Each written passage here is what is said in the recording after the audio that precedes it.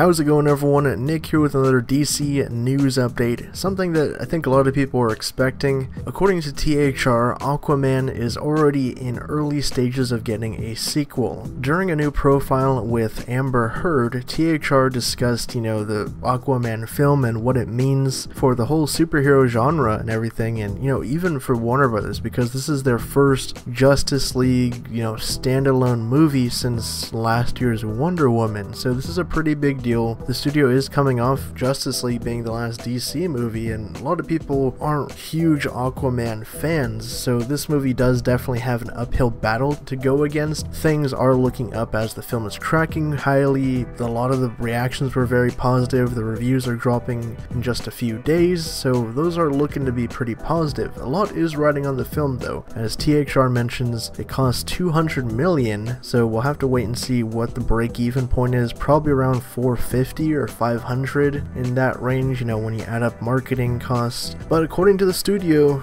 Toby Emmerich, the Warner Brothers Pictures group chairman, does have enough confidence in the film that he's begun early talks on what's next for the character. THR does stress that no writer has been commissioned to do the script yet, so they are in early stages on the story, what they're going to do with it, how they want to move Aquaman forward, so that should be very interesting to see what direction they take with it. If Black Manta does survive this first movie, maybe they could develop him as a more recurring Aquaman villain, because I think a lot of people wanted Black Manta to be the villain of this first movie, but they went with the Ocean Master Orm storyline instead, which makes sense because you are establishing the world of Atlantis, so having a story in which Arthur actually has to take on his heritage and his own kingdom makes perfect sense for an origin film. So what are your guys' thoughts on the news? Do you think Aquaman could get his own trilogy? Would you like to see that happen? And what other villains in the Aquaman lore would you like to see come to the big screen?